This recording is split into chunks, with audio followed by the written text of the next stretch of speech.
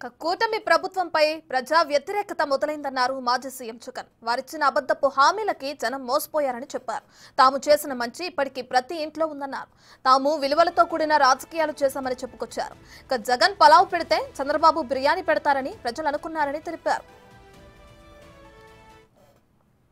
ఇలాంటి సమస్యలు ఎదురైనా కూడా ఏ రోజు సాకులు చూపించలేదు, ఏ రోజు ఇవ్వకుండా ఉండడాని కోసం కారణాలు వెతుక్కోలేదు. మా నాయకుడైనా మా పార్టీ అయినా మేమైనా విలువలతో రాజకీయాలు చేశాం, విశ్వసనీయతతో రాజకీయాలు చేశాము అని ప్రతి ఇంటికి వెళ్ళి సగర్వంగా తలెత్తుకుని చెప్పగలిగే మనం చేసిన మంచి ప్రతి ఇంట్లో కూడా ఇవాళటికి కూడా బ్రతికే ఉంది.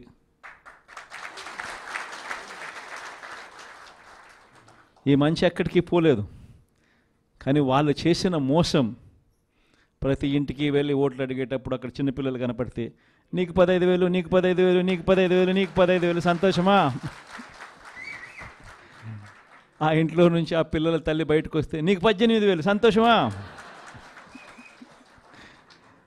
ఆ ఇంట్లో నుంచి ఇంకొక అక్కచెల్లెమ్మ ఎవరైనా బయటకు వస్తే నీకు కూడా 18,000 సంతోషమా?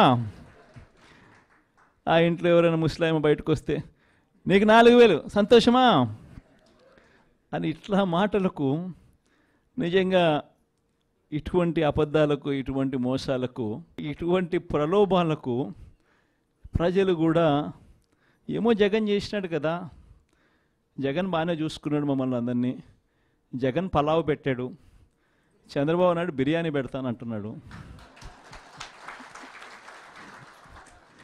జగన్ కదా చంద్రబాబు నాయుడు వయసులో పెద్దోడు కదా, మరి జగన్ పలావ్ పెట్టినాడు అని అంటే చంద్రబాబు బిర్యానీ పెడతాడేమో అని ప్రజలందరూ కూడా కాస్త కూస్తో మోసపోయి చంద్రబాబు నాయుడు వైపున చెయ్యిపోయింది. కేవలం 2.5 నెలల్లోనే ఒక ప్రభుత్వం మీద ఇంత వ్యతిరేకత రాగలుగుతుందా అన్న ప్రశ్నకు ఏదైనా ఎగ్జాంపుల్ ఏదైనా ఉంటుంది అని అంటే అది చంద్రబాబు నాయుడు గారి ప్రభుత్వమే.